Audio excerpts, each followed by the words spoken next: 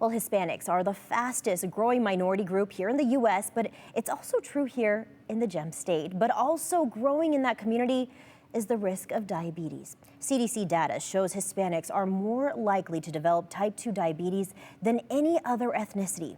And as our Brenda Rodriquez found out, it's much more than the foods they eat. De primero eran como unas 14 pastillas, ahorita ya son poquitas. CUNA resident Aurelio Pérez Ortega experienced some common symptoms at a young age. Que me pegaba mucha como sed.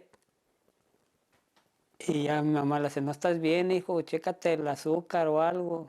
No, yo estoy bien. He put off going to the doctor because of work and how much it costs. Podía ir a la cita y todo, pero pues lo que quería que no quería faltar pues al trabajo. At just 23 years old, he was diagnosed with type 2 diabetes. Me decían, pues no siento nada. And 20 years later, pero pues ya siento todo.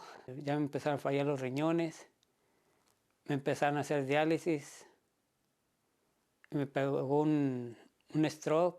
That stroke, he says, changed his life. Me afectó la vista y no miro muy bien.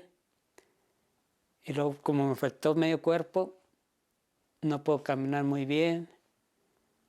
Y pues más que nada es por la visión que no puedo trabajar muy bien. In its 2021 survey, Idaho's Department of Health and Welfare reported more than 130,000 Idahoans had diabetes, and there were 541 deaths. Diabetes is, can be very serious. With the highest risks and burden in Shoshone and Oahe counties. So the prevalence is higher in some of these counties. And St. Luke's medical director, Dr. Alejandro Nicochea, says it's not getting any better. We know that the problems are getting worse. Especially in a certain group of people. The Hispanic population also has a higher prevalence of diabetes compared to non-Hispanic whites. Nationally, the CDC reports 12.4% of Hispanics were diagnosed with diabetes in the last 5 years, compared to 7.8% of non-Hispanic whites. And it's the same trend here in Idaho.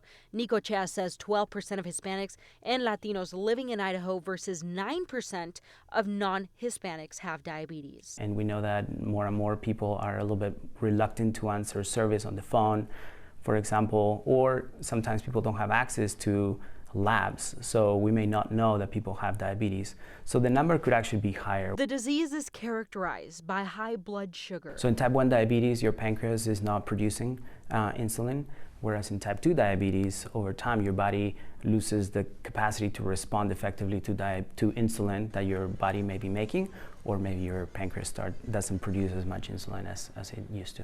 But why does this happen? Is it a genetic thing, or is it the food they eat? There appears to be some genetic components that may make people more likely to have diabetes. But I think the bigger message is that a lot of diabetes is really related to the social and economic factors that surround us. Access to healthy foods, ability to engage in healthy habits, educational level of stress, how much sleep do we have, access to healthcare. And healthcare is something Nicochea says isn't always easy to access for some of our Hispanic community members. He says 37% of Hispanics in Idaho don't have health insurance. What are the factors that come into someone not having insurance? Yeah, there is certainly a portion of our Hispanic community that is undocumented. Health insurance is just a complicated landscape in the United States. The cost of insurance, Nicochea says, is a contributing factor. And that's the case for Aurelio, who got health insurance just a couple years ago. ¿Paga mucho? Pues casi $400 por mes. ¿Y es mucho para usted? Pues que no los tengo yo, sí. The cost of medication is also adding to the stress. Por medicina hasta 1,800. ¿Le gustaría un día no tener que tomar esta? Pues sí. Nicochea says type 1 diabetes cannot be cured, but those with type 2, he says there is still hope. I hate the term managing diabetes or managing chronic disease because I feel like we should be saying, let's cure you from diabetes. And it starts with a better diet. One quick and easy thing that you can do is just stop drinking soda, for example. Just replace soda with water, any sugary drinks. And exercise. And just start walking, be active 3 times a week, 30 minutes, 3 times a week, go up to 30 minutes 5 times a week. And from his own experience, Aurelio says starting that at a young age is key. Que se cuidaran. Porque cuando está uno joven no siente uno nada.